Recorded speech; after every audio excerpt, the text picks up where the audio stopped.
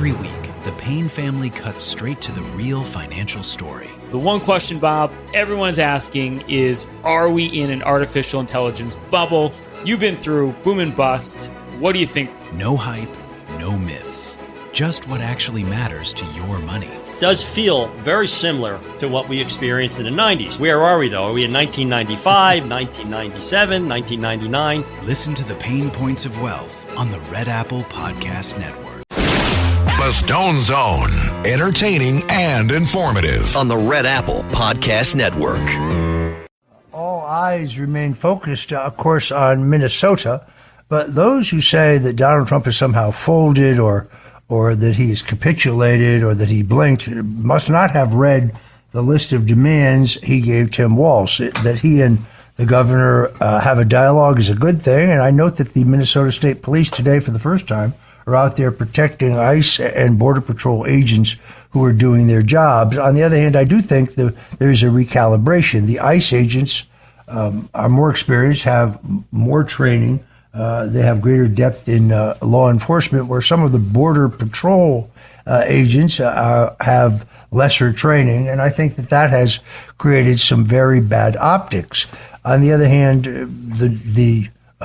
in Minnesota, those who have been detained for deportation, 80% of them, 78%, 78 and a fraction, are criminals. They have a criminal record either in their country of origin or here in the United States. Some of them are facing criminal charges here.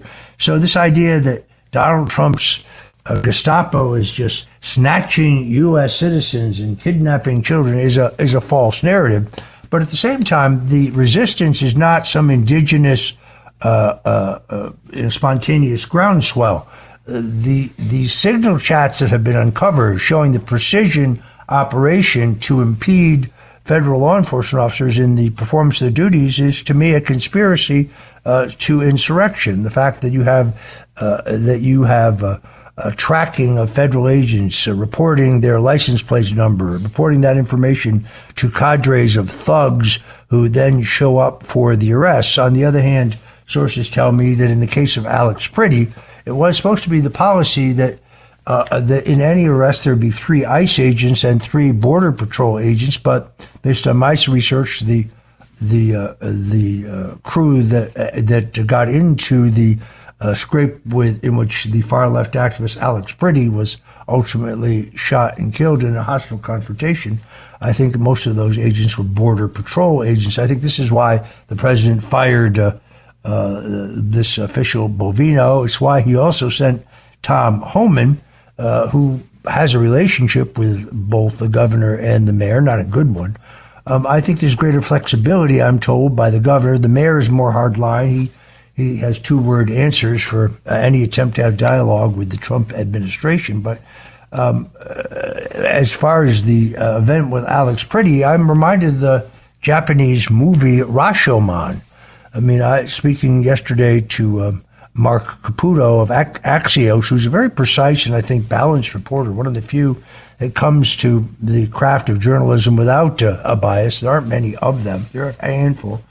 He has looked at the video over and over again and says that Pretti, who was armed when he tried to interfere with an ongoing arrest, did not unholster his gun. On the other hand, I've seen the video that Alex Jones and many others put up, and I clearly see him reaching for his gun. But that narrative got disturbed enormously when newly released video showed that Pretti was in a hostile confrontation with federal agents 11 days before he was fatally shot by the Border Patrol in Minneapolis. That footage, which was independently obtained and confirmed as authentic by family members, showed Pretti yelling at immigration officers, spitting, flipping them the middle finger, kicking the rear of a federal agent's SUV, even breaking a taillight before officers tackled him to the ground. So this flies in the face of the fake news narrative that Alex Pretti was just a peaceful protester who meant no harm to anyone. Anyone who brings a loaded gun and 2 additional rounds of ammunition to the site of the arrest of an illegal is sadly looking for trouble. Pretti did have a concealed carry permit in the state of Minnesota, but under state law, he was supposed to be requiring ID. and he had no ID on him, which shows a certain premeditation, I'm afraid. He was killed by federal agents on January 24th during that immigration enforcement operation downtown Minneapolis while resisting and carrying a firearm. Now, the left seeks to make him the next George Floyd. They're trying to make him an angel, but this new video doesn't really fit that narrative. This comes amidst the backdrop of continued leftist resistance against Operation Metro Surge, which is the Trump-backed effort to enforce federal immigration laws in cities where local authorities have resisted cooperation. So in other words, put it another way, why do we see no reports of problems like we see in Minnesota, in Texas, or in Florida, or in other red states where state and local law enforcement cooperate with ICE and the Border Patrol as they carry out their duties? Overall, nationally, 70% of those who have been detained have criminal histories. So the narrative that we are just grabbing anybody who is dark complected and trying to arrest them, of course, is entirely and completely false. But that is, of course, the narrative of the far left. We've seen this script before. The fake news sets the narrative of a communist or a street thug or a drug abuser as an innocent victim. They die or are killed during an encounter with law enforcement, and then the public is ginned up into a frenzy before all of the facts can really be known.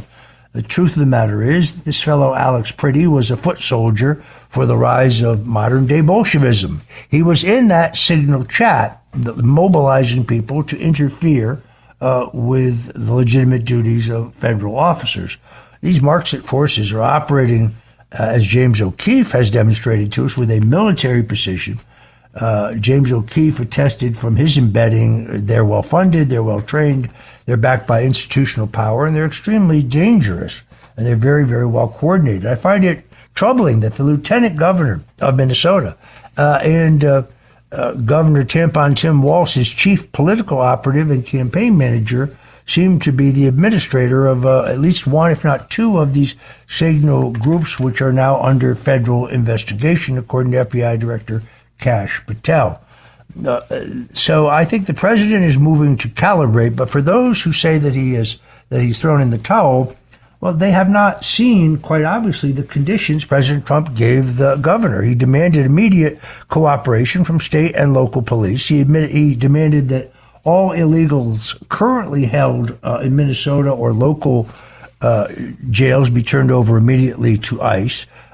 He demanded that any new illegal arrested on a new charge be remanded immediately to ICE. And he demanded that when the lives of ICE agents are imperiled because of thuggery, organized thuggery, that local police act in concert with ICE, not stand by idly and see people killed. This whole movement to kind of recast what is happening in Minnesota is a very, very dangerous game. The president has laid out his requirements, but whether Tim Walz or more precisely the governor Jacob Fry will comply with them, I think is highly unlikely. And the president, of course, continues to have the nuclear option, which of course is the Insurrection Act of 1807. That means that instead of dealing with ICE agents or the Border Patrol, this insurrection would now be faced by our military, the people who pulled off the stunning arrest in Minnesota. They don't make errors. That was a precision military operation. Meanwhile, protesters gathered Tuesday afternoon outside Governor Walz's office, the state capitol, chanting anti-law enforcement slogans just hours before Walz met with the Trump border czar, Tom Homan, and spoke directly on the phone with the president. The crowd shouted phrases like justice delayed, justice denied, held signs demanding justice for Alex Pretti. You see, they're trying to dress this communist foot soldier who was shot dead while violently and while armed, resisting law enforcement in the streets, along with openly displaying vulgar and obscene anti-ICE messaging outside the governor's office. This is, of course, a familiar sight in Democrat-run cities where radical activists increasingly target law enforcement for simply doing their jobs and create as much political pressure as possible on elected officials to keep them paralyzed and in a constant state of fear. As Minneapolis has kind of descended into this lawless wasteland, Walz has continued to frame federal officers as the problem. After meeting with Homan, Walz's office released a statement calling for impartial investigations, a reduction of the number of federal agents, and an end to what described as a campaign of retribution against Minnesota. In other words, Walz is asking Washington to pull back enforcement while activists continue to openly harass and threat ICE agents. The only person who need to be investigated are the protesters themselves, and particularly who is funding the sophisticated training that is allowing them to dominate the streets with such military precision. As you know, Stephen Miller, who is a deputy chief of staff to the president and charged with the deportation of these illegals, and Vice President J.D. Vance, as well as Secretary of the Treasury Scott Bessent, have all vowed to examine the funding that was flowing to a number of these nonprofit organizations and other left-wing organizations, largely through USAID, which became basically a slush fund for the radical left. USAID, formed by executive order by John F. Kennedy, originally set up to fight communism in this hemisphere by supporting Caribbean, Central, and South American governments fighting the communists, morphed into a massive slush fund, and our tax dollars are being used to fund this so-called Orange Revolution.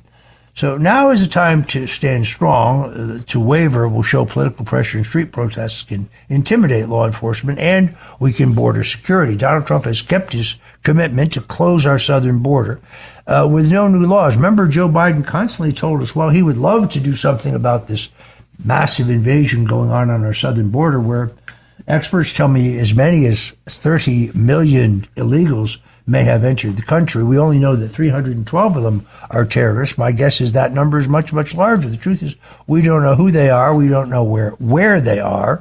And we don't know how many weapons they brought in with them, not to mention drugs and other illegal contraband.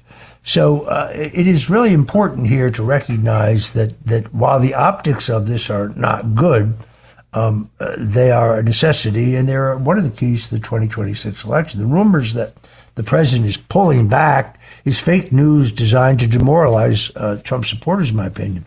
As I mentioned before, Tom Homan met with the governor and the mayor, but he went there to lay down the law and make it clear that their actions to embolden ICE protesters won't be tolerated.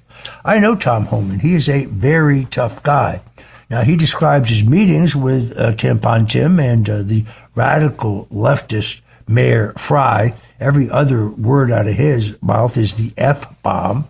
Let us hope that is the case. As I said, I was encouraged by the fact for the first time the Minnesota State Police were backing up ICE, which is a good sign. But the president has not given an inch. His message is clear that elected officials in Minnesota must support law enforcement. They must help us remove criminal offenders, and they must help us restore public safety. Homan did say in a statement that the president has been clear. American citizens must be safe and secure for law-abiding residents, and there will be. That message was predictably met with resistance from the Democrats. Mayor Fry used the meeting to demand an end to Operation Metro Surge, the federal enforcement agent effort launched in December, and reiterated that Minneapolis will not enforce federal immigration laws. So he's doubled down on these sanctuary city policies that have drawn sharp criticism. Governor Walz accused federal authorities of starting the fire. That's not true. And of course, both of them are desperate to distract from the burgeoning financial scandal in Minnesota, in the Somali community, where we now know that hundreds of millions of our tax dollars were ripped off through phony NGOs, phony charities, phony daycare centers, phony COVID programs, phony transportation programs, that money not going to help children or daycare, but going into the pockets of local politicians, and some of that money making its way back to Al-Shabaab, the radical leftist insurgency in Somalia, the ISIS-aligned insurgency. Those are our tax dollars. So Governor Walz is under federal investigation in that matter. The question is, what did he know and when did the governor know it? So it is why he's not running re-election. But at the end of the day, I don't think that he can give in to the president's demands. As I say, the president has the nuclear option here, which nobody wants him to see him do, which is to move the military. There was no lack of enforcement today, and crews were out making arrests as before. We will see how Tim Walz plays this out. But at the end of the day, those who think that Trump has blinked are not paying attention to what's happening on the ground. I'm Roger Stone. You're listening to the Stone Zone, and we'll be right back with more hot political news. Every week, the Payne family cuts straight to the real financial story. The one question, Bob, everyone's asking is, are we in an artificial intelligence bubble? You've been through boom and bust. What do you think? No hype, no myths. Just what actually matters to your money. Does feel very similar to what we experienced in the 90s. Where are we, though? Are we in 1995, 1997, 1999? Listen to the Pain Points of Wealth on the Red Apple Podcast Network.